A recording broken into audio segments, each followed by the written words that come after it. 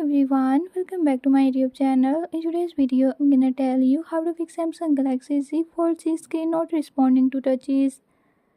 But before we get started, make sure to subscribe and hit that notification bell so you never miss out on new videos and stay updated. Let's get started.